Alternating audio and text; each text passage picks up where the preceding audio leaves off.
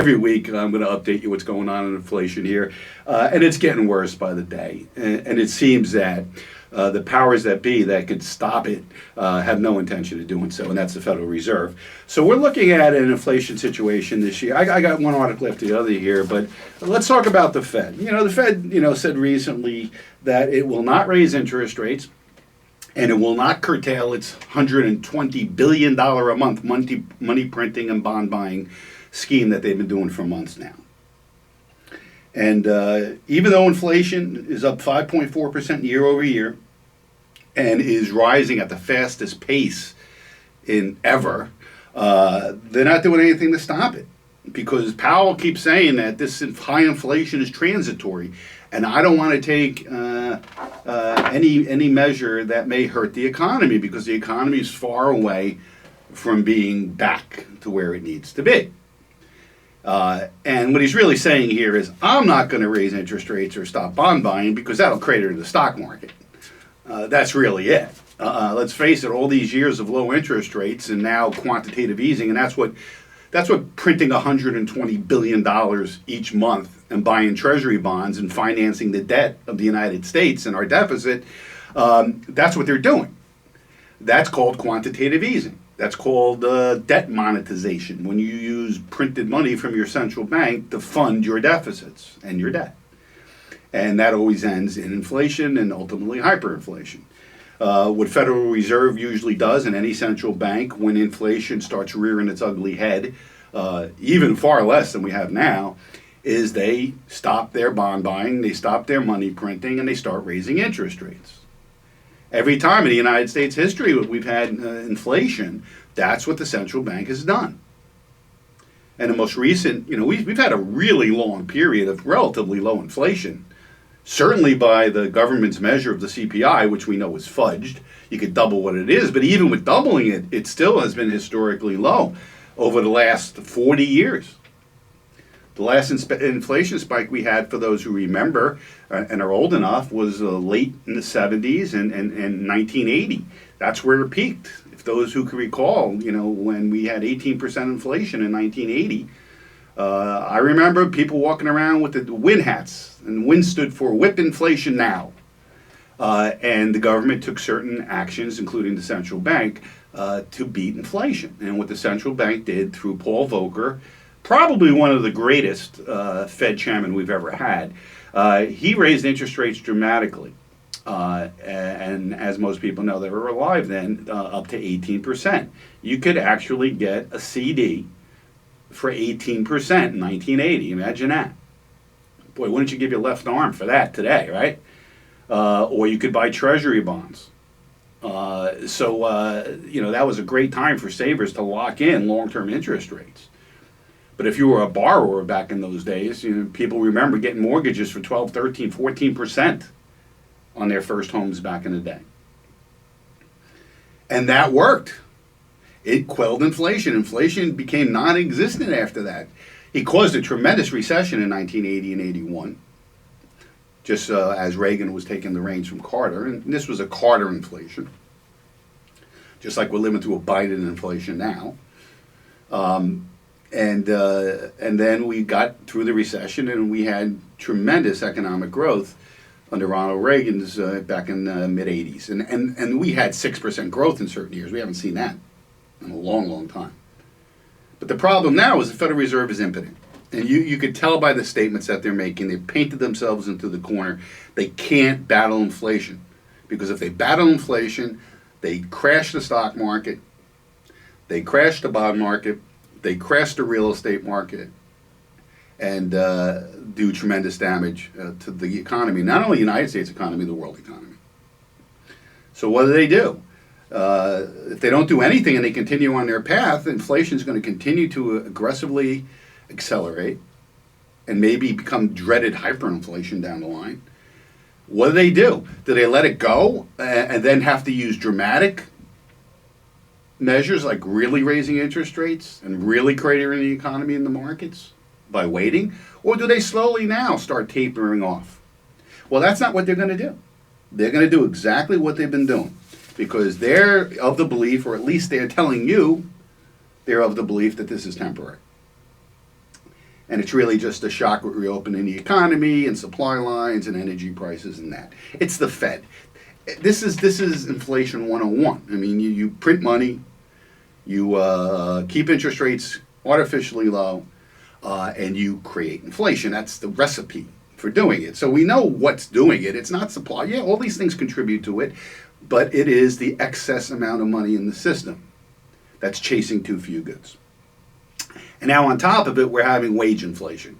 We have the average business now is competing with the federal government to get employees. With the federal government paying $300 extra a week for you to stay home. So that's supposed to end in September. We'll see. Maybe they'll extend it. We don't know. But to get people to go to work, you have to inflate their wages. You got to give them bonuses. You got to give them more money. And wage inflation feeds into product inflation. It's a terrible cycle.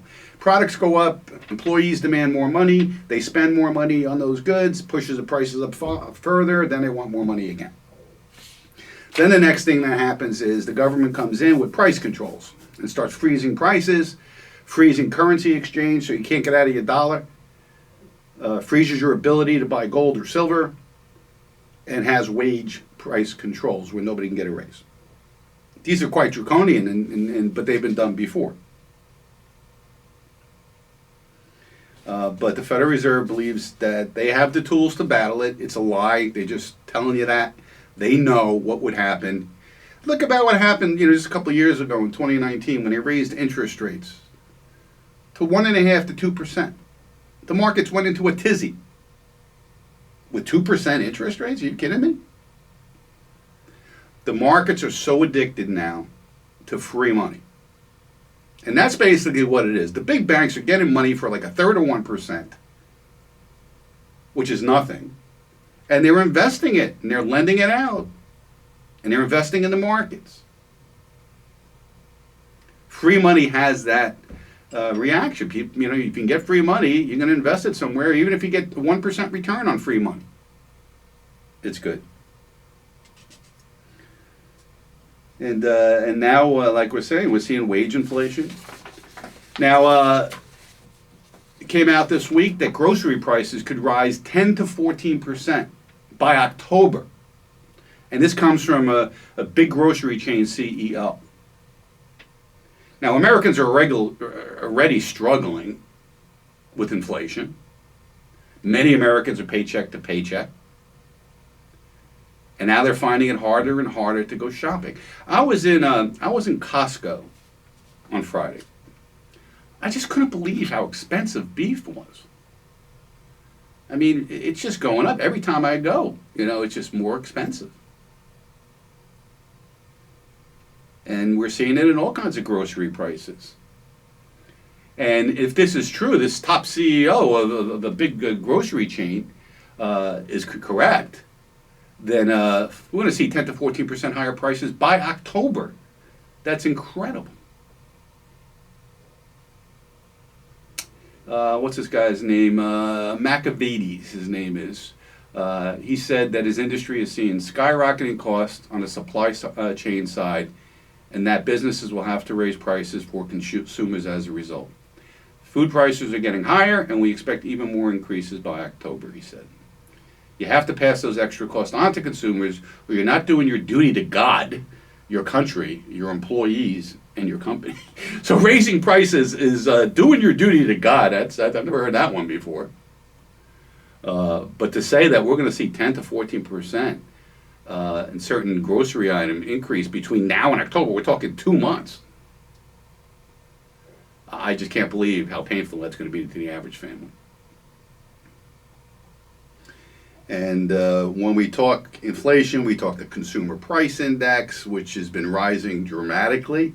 But as I said many times, that does not accurately reflect inflation. And if you calculate inflation like it was in 1980 when we had that massive inflation and we had massively high interest rates to battle it, where we have zero now, we're looking at twice that. So we're looking at 10, 11, 12, 14% real inflation. And it's accelerating. That's the big problem right now. Now, you can look at inflation backwards. All right, so prices are 5.5% times 2. say 11% higher than they were a year ago. Well, that's not the real problem. It is a problem, of course. The real problem is that what about going forward? What are prices going to do from here? And here you got the head of one of the biggest grocery chains coming in and saying you're going to see 10 to 4%, 14%, and that's a real smack in the face for a lot of people. And I don't have to tell you, we all go grocery shopping. We see what's in our cart, and we just can't believe. When they're finally done, you look at $150 and you have like 8 items in your cart. And God forbid you buy meat. And like I said, if the Fed does nothing about it, it's going to continue. What else are we seeing inflation in? How about car market? All right, I can tell you a story. Last week I bought a new car. Now listen to me. Now many of you are long-term listeners of this show who have my book know that I say don't buy new cars, that it's a bad move. And I've lived my life pretty much that way until just recently, and I'll tell you why. Right now, there's no cars available. It's hard to find a car. There's no inventory. And I bought a Hyundai SUV for my wife. And the dealer said, first of all, I went in May. They didn't have any. They had 2 or 3, but it wasn't the model I wanted, and they were going to move very quickly. And they weren't getting 2 or 3 more until late July. So I put dibs on one of them. I'm buying it when it's still on the ship coming from Korea to be sure I can get a car.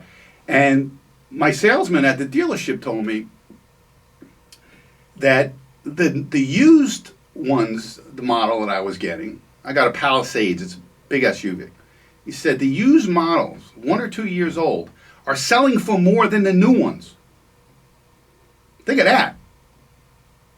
And the reason why is that the MSRP price, the sticker price, was established in 2020 for the 2021 model year, and that doesn't change all year. But meanwhile, year over year, used car prices have gone up 26%.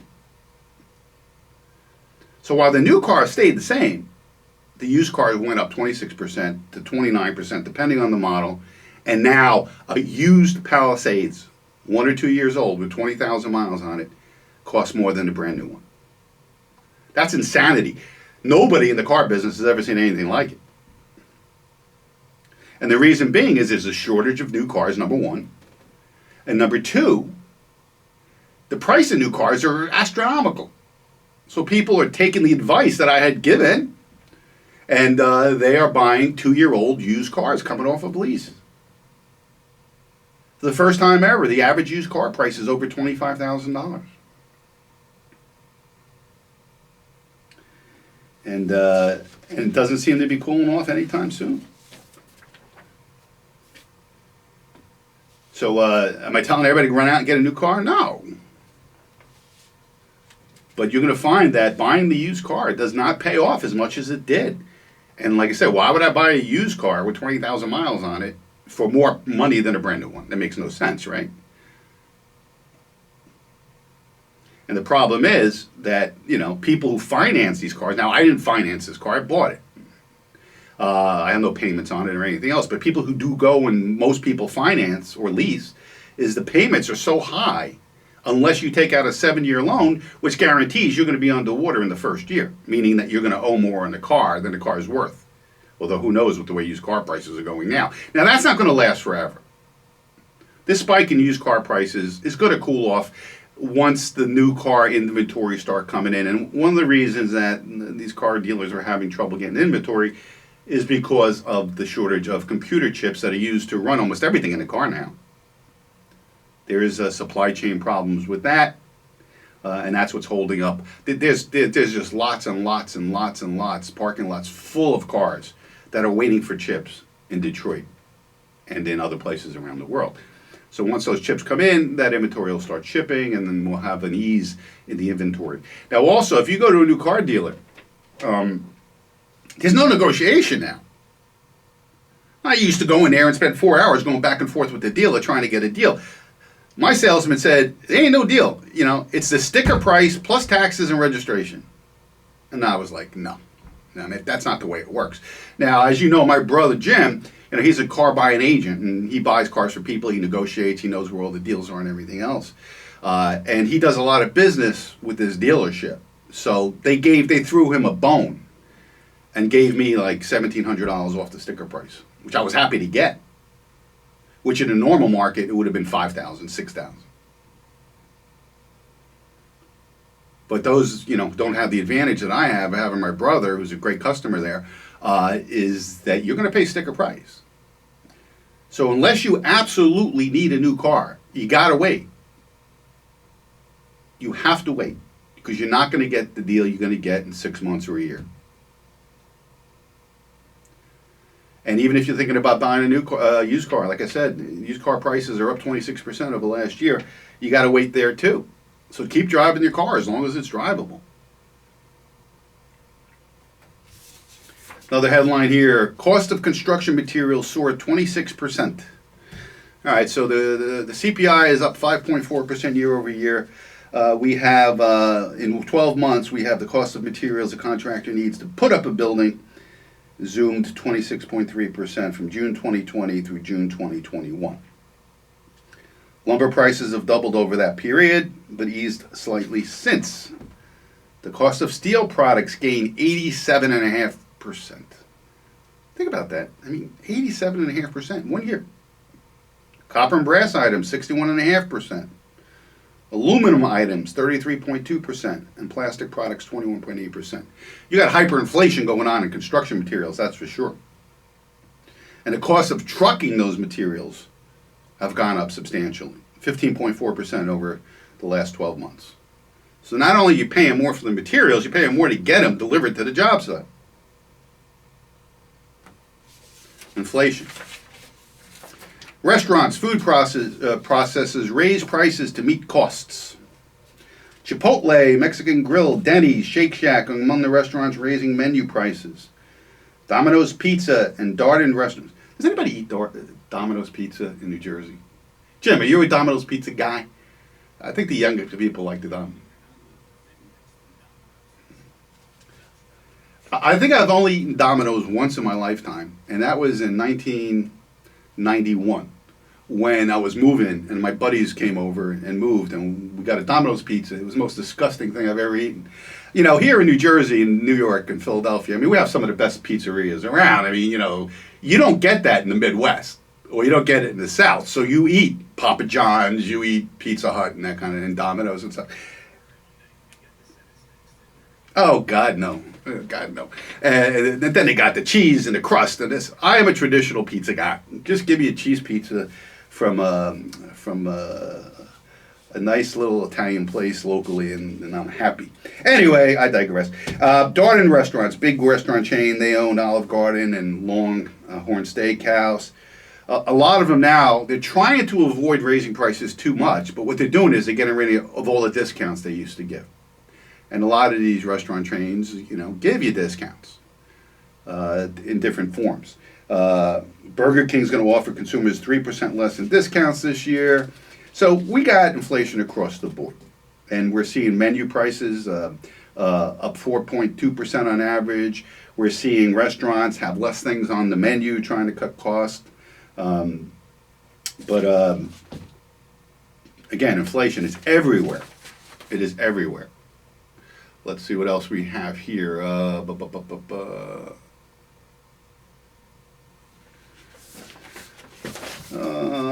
Here it is. Expect inflation to rise rapidly. Gregory Mannarino from Trends Journal comes out and says, to comprehend the existing historic rise in inflation, which is currently surging at the fastest pace ever, and the U.S. dollar, whose purchasing power has now dropped to a 39-year low, you only need to understand one basic concept, that we are at a moment in time where the many trillions of dollars which have been magically created out of thin air by the Federal Reserve is now beginning to chase goods. And again, they're trying to blame energy prices, which is part of it. That's inflation as well. They're trying to blame the supply chain interruptions from COVID, which is part of it. But the real cause of inflation is the money printing by the Federal Reserve and the zero interest rates.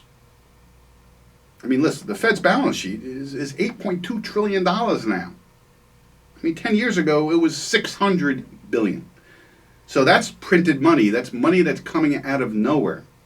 And unless you have a growing economy that's growing at the amount of the increase in the money supply, you have inflation. It's a mathematical calculation. It is scientific. It's not subjective. It's objective. And that's not going to stop. And it's not just the United States Central Bank, the Federal Reserve. It's the ECB in Europe. It's the Japan Central Bank. The world is going deeper and deeper into debt and printing more and more money.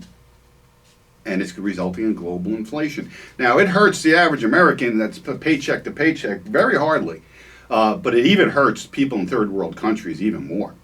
Because a higher percentage of their income goes to feeding their family. So when prices rise, it's going to hurt them even more than somebody who the percent they use for groceries. If your percent you use for groceries is 15% a month, and it goes up 5%, well, you could adjust to it. Either by buying things that are less expensive. You don't eat beef, you eat chicken. You don't buy the premier products, you buy the off-brand products. But if you live in a very poor third world country and 50 to 60% of your budget goes to groceries, boy, a 5 or 10 or 14% increase in grocery prices really, really hurts. And now we're talking hunger. We're not talking about the ability to adjust. One good thing, you're on Social Security, boy, do I have some good news for you. It's actually not good news because you're experiencing the inflation everybody else is and you're on a fixed budget. So for 2021, we thought early in 2020 that there would be no increase in 2021 because the economy had cratered and we didn't have inflation until later in the year. Inflation started picking up a little bit. So we got a 1.3% increase for 2021 in the cost of living adjustment. And that was the smallest cost of living adjustment since 2017. And it was, look, for many people it was just $20. I mean, it wasn't life-changing.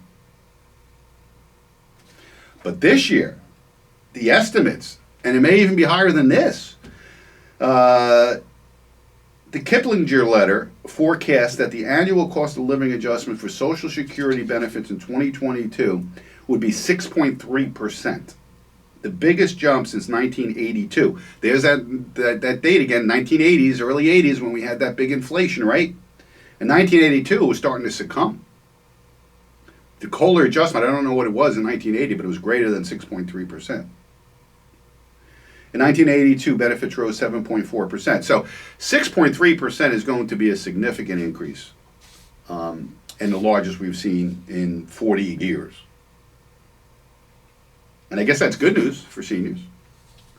And anybody else who's on a federal pension or whose pension benefits are adjusted based on inflation, you're going to see a significant rise in your payments. Now, what does this do to the Social Security Trust Fund? It makes it more insolvent quicker. And that's the reason why they've been fudging the CPI all these years.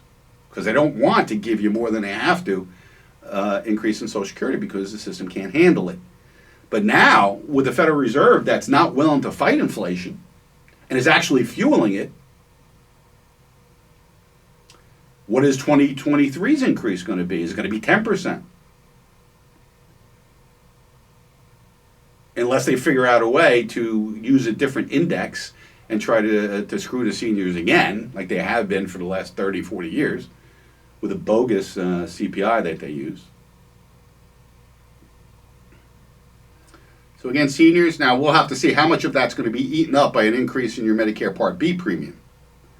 And that's the thing, that's what's been happening with these small increases in the cost of living adjustment, that the increase in the Part B premium has been eating up a good portion of it. Now, it's not going to eat up a 6%, 6.4% increase if that's it. Again, we don't know for sure what it's going to be. We have to wait till October. It's going to be based on inflation through September. So we have July, August, and September figures to come out yet. It may be more or less than 6.4. My guess is going to be more. But part of that's going to be eaten up by certainly an increase in the Part B Medicare premium.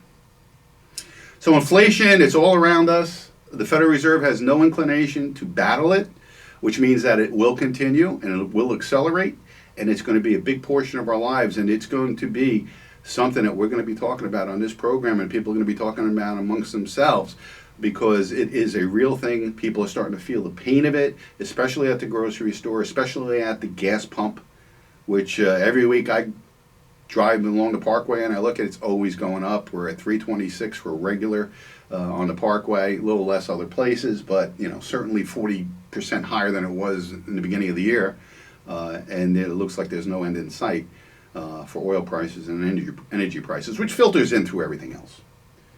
So we're starting to start giving you some strategies to protect yourself about inflation in coming shows, but for many people with limited resources and fixed income, there's not a whole lot you can do except adjust your purchasing behavior. All right, let's take a break. You want to be part of the program? 732-505-1160 is our call number, 732-505-1160. My name's Lou Scatigna. You're listening to The Financial Physician. Don't go.